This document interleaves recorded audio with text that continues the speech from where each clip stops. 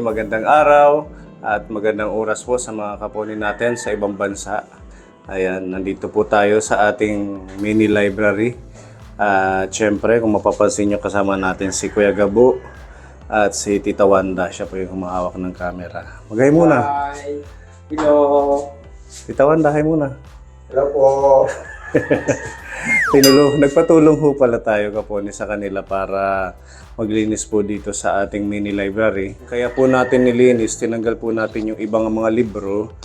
Kung mapapansin nyo dati, meron po dito mga nakalagay na mga shelves, mga gamit sa school materials, tapos yung mga pinamimigay po nating mga storybooks. Nilipat po natin dito sa terasa ng bahay para ito.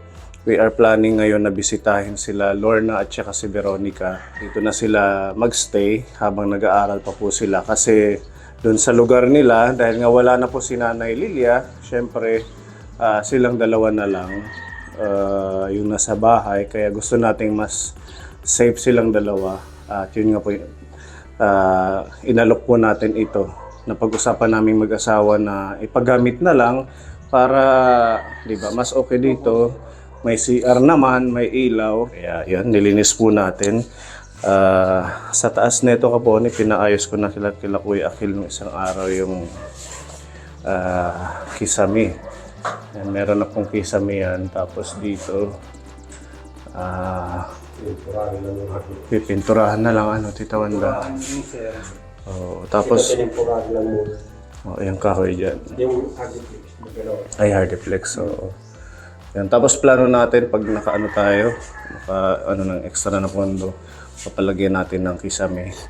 Kasi yung bigay ni Tita Mel, ginamit na natin dito. Shout out Tita Mel! Ayan, nalagyan na po siya ng kisame yung taas. Thank you po. Maganda naman dito, di ba? At least maaliwalas yung kanilang pag-aaral. Tahimik, may ilaw. Ang wala pa lang dito yung lababo. Ito pwede rin tanggalin ito. Gano'n na lang doon. Ano na lang daw po sa likod natin. Ito gagawin na lang siyang lababo. Kumbaga sasahigan na lang palabas. Pwede din ano. Oo, yung bintana na lang daw na isa. Yun yung, hindi na tayo magtitik-tik dito. Para hindi na daw magtitik. Bintana na lang kami. Pwede. Tapos lalagyan na lang ng bubong na pag ganun. Oo, total ano lang naman. Maliit lang. Oo, lagyan na lang siya ng ano diyan, pinakasahig na flooring. Oo, pwede, maganda. Yung ano ni Ibo sa kilid. Isang bintana na lang daw. Buti nga nilinis natin ngayon kasi tingnan nyo kaponi, oh. May mga pumasok na anay, oh. Kasi di natin to napapansin, nandito yung mga libro. Tapos yung shelves nandito, nasa likod pala yung mga anay. Tapos tinanggal namin yung linoleum. Nasa ilalim ng linoleum din yung mga insekto, mga anay. Dahil nga nasa Manila kami noong December. O ito, kukuskusin pa natin. Grabe ang anay. Ang bilis nila umano, no? Ang bilis umakyat. Hindi napansin sigurado. Nilagyan na namin yan ng sulignum. Kaya sana hindi naman siguro umakyat sa ibang parte ng kahoy yung anay. Yan. Tapos ito, tinanggal na din namin yung linoleum kasi madumi na. Pag may extra budget tayo, sasahigan na lang natin ng bagong linoleum. So yun po kaponi. Siyempre si Kuya Iman yan. Tinulungan tayo ni Kuya Iman. Nandun yung iba nating gamit. Nilagay doon kaponi. Yun. Doon pansamantala namin nilagay para dito mga gamit nila. Okay, so maraming salamat kay Tita Mayang at sa lahat po kay Tita Izzy, sa lahat ng mga tumutulong sa magkapatid kay Lorna at Veronica. Talagang gusto natin silang yakapin sa ganitong sitwasyon dahil wala nang magulang, walang kasama sa bahay. For their safety din na parehas pa silang babae. Ayan, so samahan niyo po kami kaponi. Didiretso na po kami ngayon kila Lorna and Veronica para alamin kung ano po yung kanilang masasabi sa plano nating ito. Okay, let's go. Sara muna natin to. Ito po sila nag-iigib ng tubig sa balon. Ang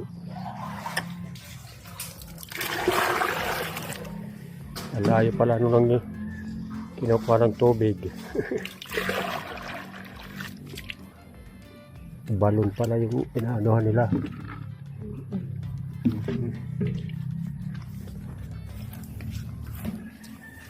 Layo pala.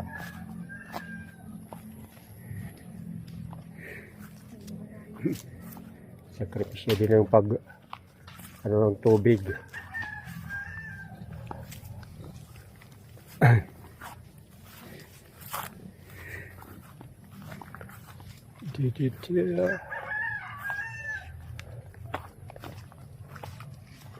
Malayo talaga.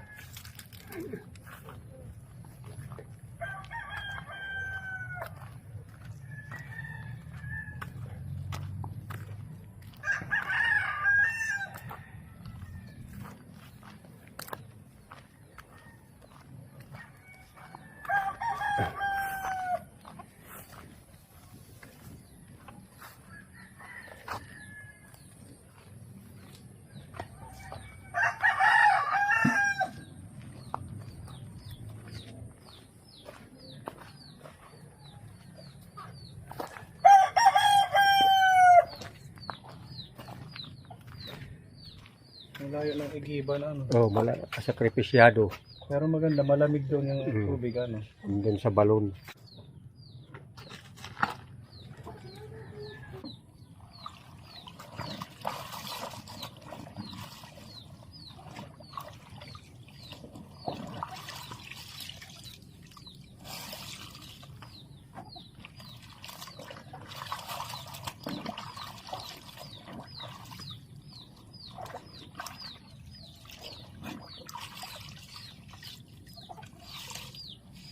Minsan naman po kapag walang pasok kapag mayroong mga holidays sa school, naglalaban na din po kami para di po kami matambakan. Hindi maiipon ano.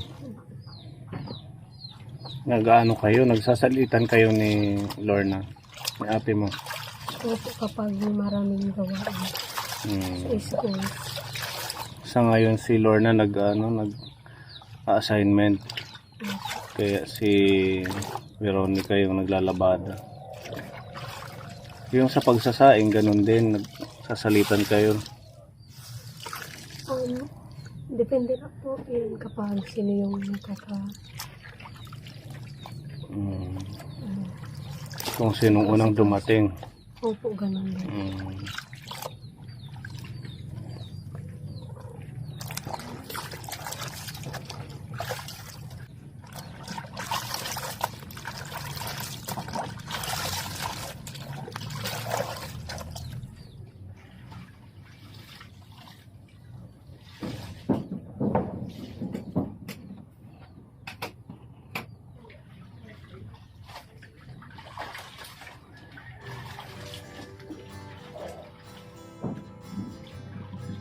Nag-ano kayo? Nag-assignment?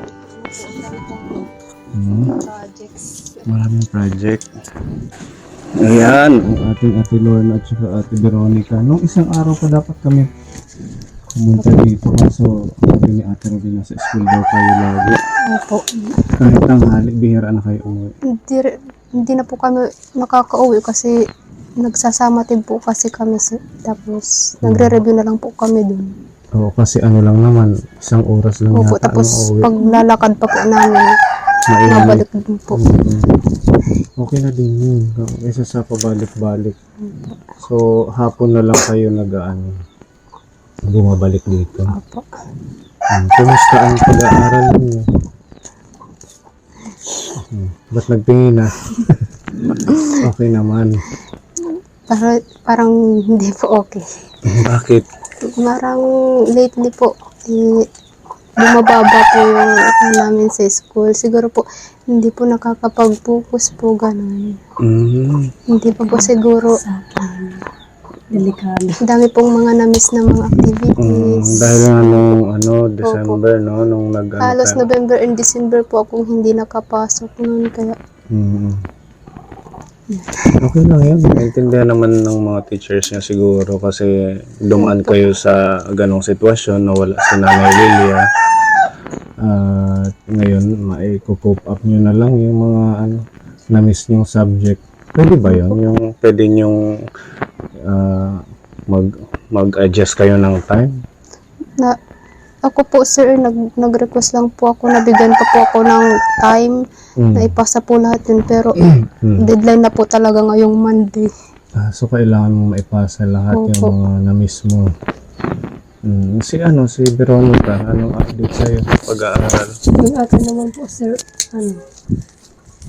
humihingi po ako ng mga answers, ay, mga sagutan, mga modules, ganun. Pero mga teachers. Kala ko answers ang bibigay. Sana all may nagbibigay ng sagot. Kasi po, direct nila tinagan. Ay, kasi po, kung na, late na daw din po kasi. Tas, pag magre-review na daw po,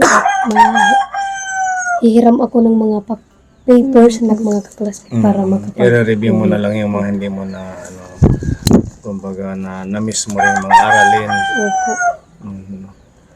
So, ngayon, unti-unting nakaka-move on kayo. Opo. Kumusta ang Kahit po mahirap, ganun. Kahit po mahirap, wala naman po kaming choice.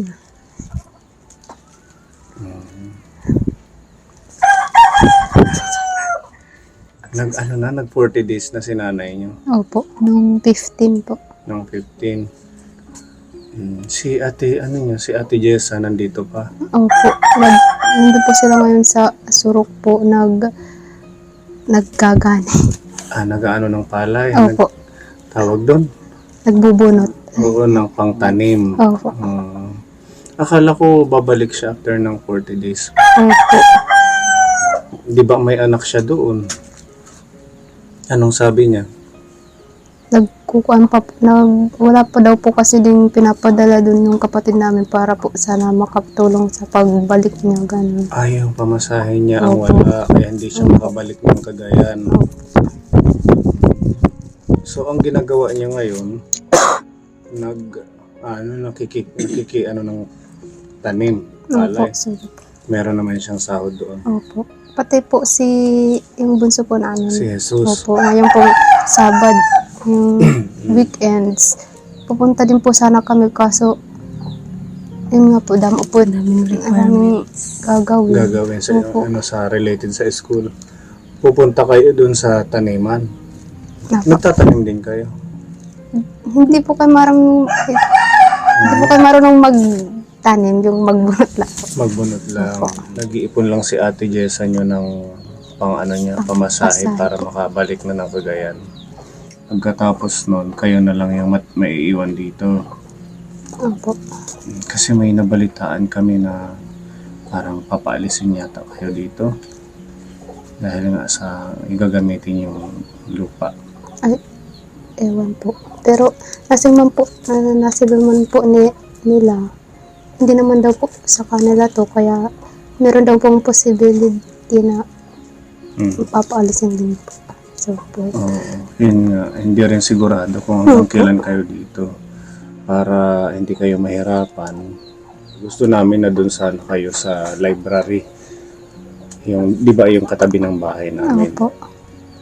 Kung okay sa inyo. Kasi nilinis na namin kanina para kayo makapag-focus kayo sa pag-aaral. May ano naman dun, may CR, may tubig.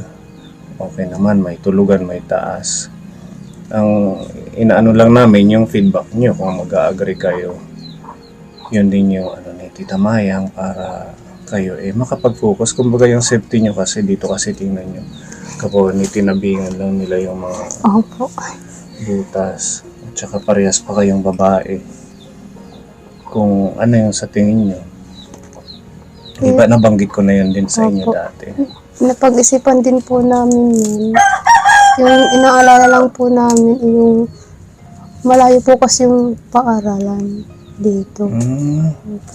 Yung dun sa bahay. Opo. Pwede naman, ano lang, ihahatid hanggang dyan sa may dito. May motor. May motor naman.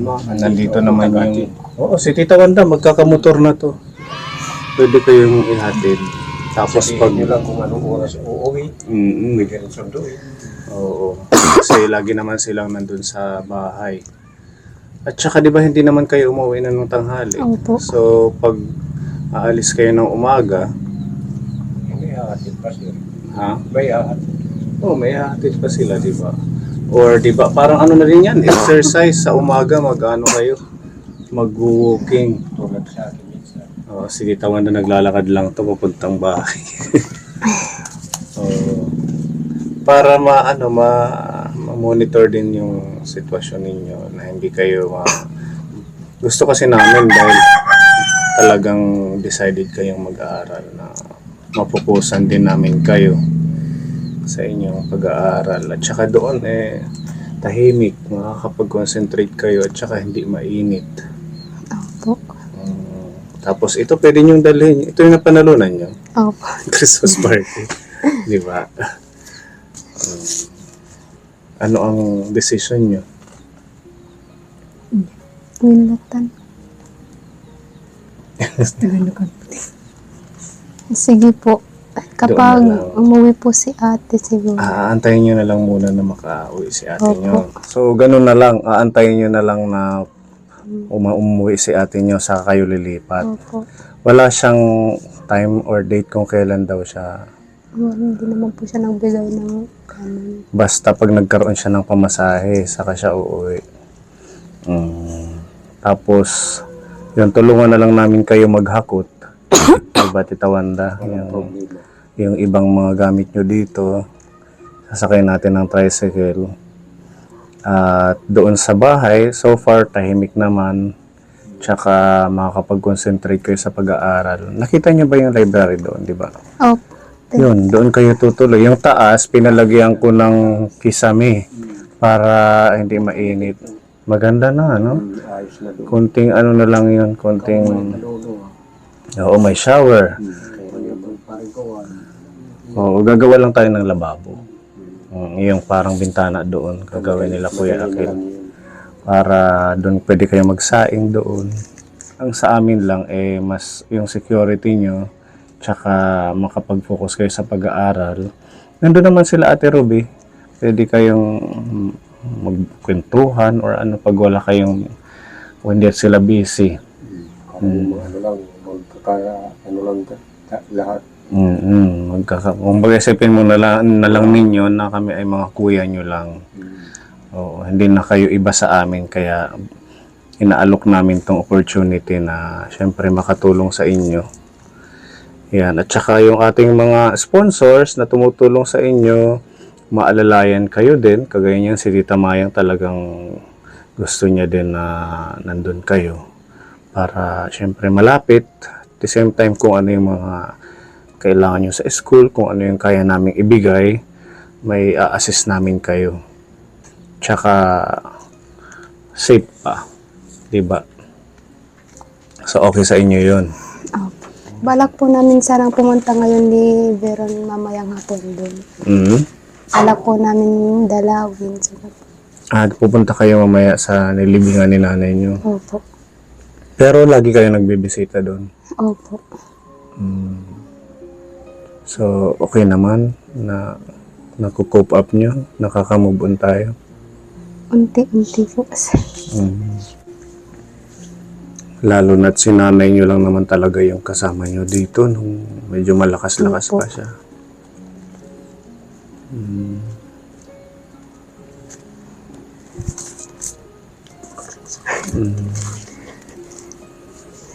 Hindi ko mag-uurang ka.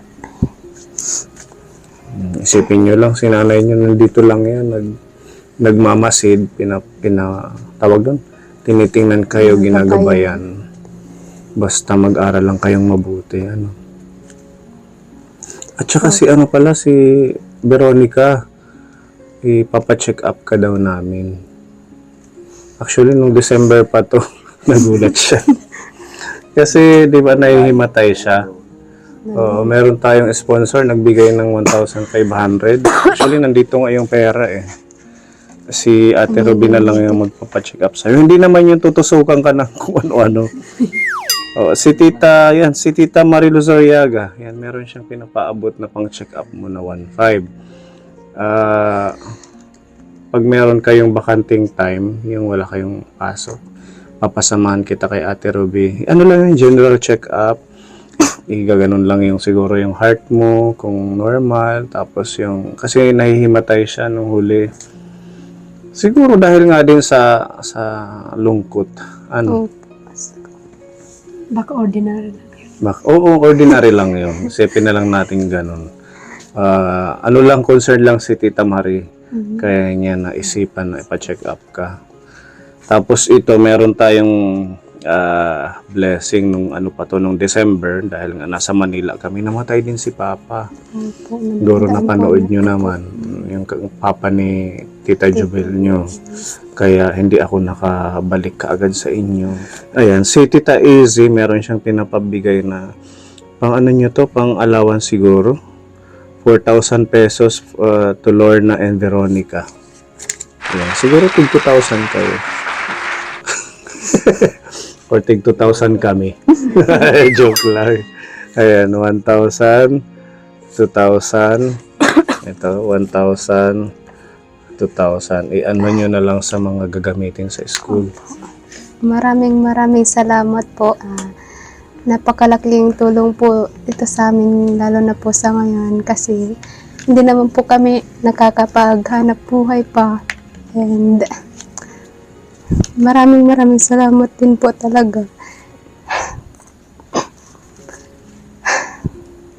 Sana po gabayan kayo palagi ng Panginoon and siya na po ang bahalang magbigay po sa inyo at magbalik ng blessings. Maraming salamat po. Nagpapasalamat lang po ako ng marami sa mga tumutulong sa amin, lalo na po sa mga sponsors, and sana po i-bless kayo ni Lord every day. Thank you. Ayan, malaking tulong po yan sa kanila Kaponi kasi para sila kailangan ng panggamit sa pag-aaral, pagkain. Bukod dyan, sa mga natatanggap niyong tulong sa ating mga sponsors, pag nauubusan kayo ng allowance, saan kayo kumukuha? Kung minsan naman po may tumatanggap po kami ng sideline. Sideline, kagaya ng? Kagaya ng Nung New Year po, New bago Year. po mag-New Year, anong tawag? nagtrabaho po kami sa parang yung bakery. Dito sa bayan. Mga cake. Gumagawa ng cake. Tapos, pumunta din po kami nag-anay po ng palay. Ganun. Nag-aani ng palay. Magkano naman yung kinikita pag sa pag-aano ng 350 po. Ay, sa cake? 2 araw po namin yun, tag 500 po kami. 500 kayo, 2 Tapos days. meron pa po yung mga, nagbigay po siya ng bigas, tapos yung mga cakes and cupcakes. Kakilala nyo. Hindi May nagsabi lang daw din po sa kanya nun. Tapos, pumunta po siya dito. Tapos, sinabi niya po sa amin kung gusto daw po namin Mag-sideline. po. Kaya po yun. Oo, ganun na lang, no? Pag halimbawa man nauubusan kayo ng... Kasi hindi naman lagi, I'm sure alam ko kulang yan sa mga kagaya nyong nag-aaral. Ang hirap mag-budget na, lalo na hindi natin alam na maya't maya meron palang mga project, may mga dagdag na pinapabili ang school, ang teachers. Kaya ganun na lang, basta yung marangal lang na gawain na trabaho.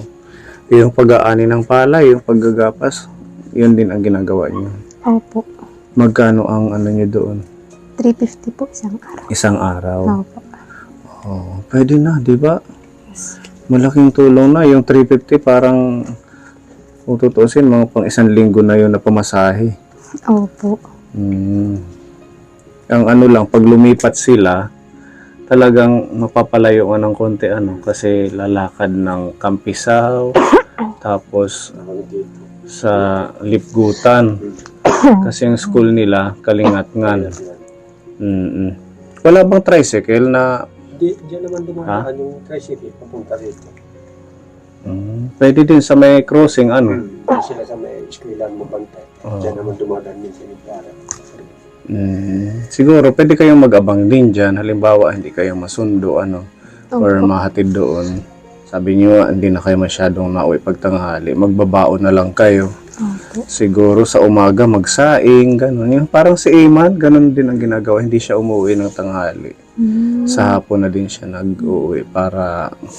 Kasi isang oras lang, magla-lunch ka lang, di ba? I-google mo na lang sa ibang assignment yung iuwi ng tanghali. Yan, di ba? Malaking bagay na kahit pa paano naaalalayan natin sila. Lalo na't sa kanilang pag-aaral. Ito si Nanay Lilia. Natawa. Na-smile, ano? Opo. Ayan. May time nga po na nagsabi po ako kay Lord na na Alin? Lord, kung nasaan man si Nanay, sana bigyan niya po ako ng chance na mayakap siya kahit sa panaginip lang. Tapos may gabi po na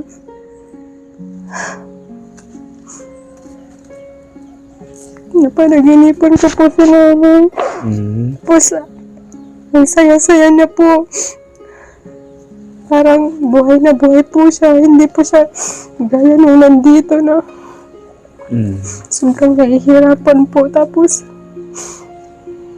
sabi ko po kay Nanay sa panaginip po, Nay, huwag ka munang umalis kasi hindi ko po kaya.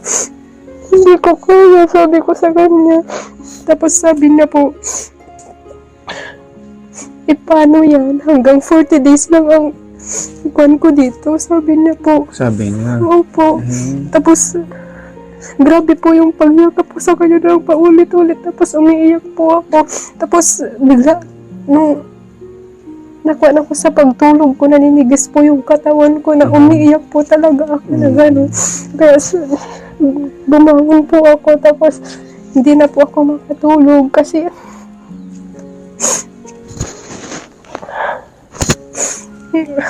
lalo ko po siyang na-miss. Siguro sabi ko nasa mabuti na po siyang place. Kasi yung sabi niya sa'yo na hanggang 40 days lang siya, baka Opo. talagang ganun nga. Pero at least na nagparamdam siya sa'yo sa pamamagitan ng panaginip, no?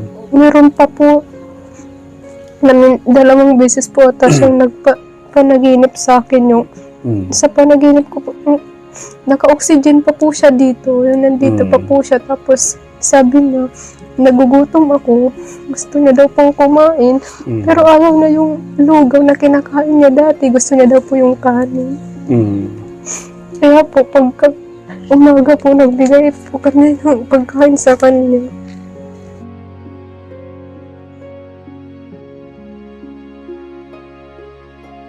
Kagustuhan din ng ating Diyos na hindi na siya mahirapan. Kasi nung nandito, di ba, nung last vlog sa kanya, na talagang nakaganon, hindi niya nakaya.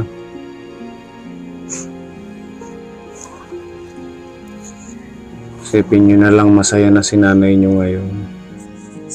Yung amoy po na dito sa sugat niya, yun po yung naamoy namin. Tapos, Opo. ginalaw po na yung ilaw na. Oh?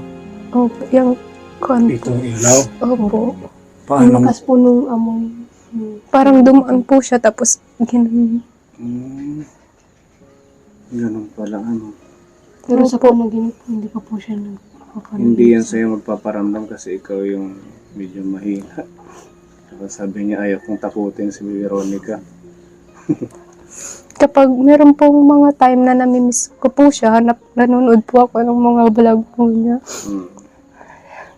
So, ayun po, hindi ko po maiwasan na parang grabe po yung iyak ka. Kasi namimiss po namin yung boses niya, gano'n. Buti nga din na meron ng Opo. YouTube, di ba? Yun po yung sabi ko po, Kumbaga, thankful po kami na nakapag-save pa po kayo ng mga mag-upload po kayo ng mga vlog niya na meron siya. Kasi kapag mga time na gusto po namin marinig ulit siya. Yung boses niya, Opo. oo, papanoorin nyo lang, sisilipin nyo lang sa video natin.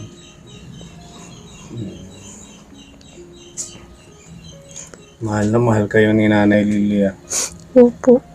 Mm, Pinipilit niya pong lumaban kaso hanggang doon lang po eh. hanggang doon na lang ang buhay niya. Tsaka okay na din yun na wala ng sakit. Hindi na siya pinahirapan ng sobra, no? Masakit man sa atin pero kailangan natin mag-move on paunti-unti. Hindi tayo pwedeng ma-stuck sa ganong yung sobrang down, sobrang lungkot. Kailangan natin bumangon para sa kinabukasan ninyo. I'm sure naman magiging masaya si nanay nyo pag maging successful kayo sa buhay. Yun lang naman yung wish niya na at saka diba, tuwang-tuwa siya nung napili kayong scholar. Opo. Oo, yung time pa lang na yun na rinig niya na tawag doon, part kayo ng ating scholar ay talagang yung ngitiin niya, yung hindi man siya makangiti ng talagang sobra dahil nga sa sakit niya. Pero yung pakiramdam niya ay magaan. Iniisip niya siguro, kahit man mawala siya, mayroon kahit papaano magtitingin sa inyo, tsaka may tutulong sa pag-aaral ninyo.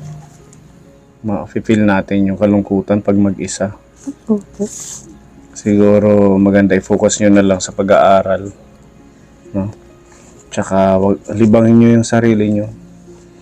Diba, Ate Veronica? Yung mga damdamin lang mo, yung sikla, love song. Ibig sabihin may pag-ibig na paglapsong. Natawa si Veronica. Huwag muna kayong magbo-boyfriend, ano? Focus muna sa pag-aaral. Okay? At saka, ayun nga, Kaponi, pumayag naman sila na dun sa ating library. Message mo lang si Ate Ruby kung halimbawa nakaano na si Ate Jessa nyo para kukuha tayo ng magkahakot ng gamit nyo. Makalipat kayo doon. Basta mag-aral kayong mabuti, ha? Ano mo ngayon aralin? Dictionary po. Dictionary? Nagpagawa po kasi sa aralin po namin sa Filipino. Ito po yung project. Mga salita po na Tagalog, tapos translate sa English, tapos bibigyan po ng meaning, tapos halimbawa. Ganun pala, no? Mahirap na din yung mga aralin ngayon, Tita Wanda. No? Hindi ako makakakatsap niyan pag ako nagkasa. Oo, pag ako din, parang hindi ko na kaya. Ganun siguro pag mga tumatanda na. Umihina na ang memory, ang isip. Si Veronica, anong aralin mo? Yung iba po maggagawa po ako ng scrapbook with yung mga laboratory pictures ko na. Tapos nagpapa-search na din po ako sa kaibigan, sa ka-group ko na para makumpleto na kami sa Filipino yung pagsayaw. Basta go Google lang, no? Mabilis lang, balang araw magiging okay din ang lahat sa inyo. Makakatapos kayo. Basta magseryoso lang sa pag-aaral, no? Alam ko naman kayong dalawa ay nakikita namin sa inyo na yung determination nyo na makatapos. Kaya nakaka-proud na tumulong sa mga kagaya ninyo. Sana maging okay ang lahat, no? Lalo na sa yung mga tumutulong sa atin. Pwede mong pasalamatan si Tita Mayang. Gusto ko lang pong magpasalamat po kay Tita Mayang at sa lahat po ng mga sponsors sa Kaponi team po. Maraming salamat po sa inyo sa walang sawa pong pagtulong at paggabay po sa amin. Maraming salamat po talaga. And sana po gabayan po kayo ni Lord araw-araw. Siya na pong bahala sa lahat. And maraming salamat po. Yan. Tapos si Tita Katya, yung nag-sponsor sa'yo ng scholar. Maraming salamat po Tita Katya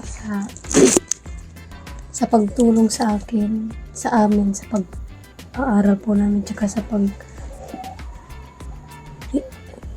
sa lahat na din po. Thank you po sa lahat. Pati na rin po sa mga sponsors. Thank you po talaga sobra. Ayan, madadagdagan pa yan bukas pala, no? Pupunta kayo sa bahay kasi ano natin, noong December, hanggang January natin Scholar Aid, bukas ko ibibigay sa inyo. Nandun din yung mga iba nating scholar kasabay nyo.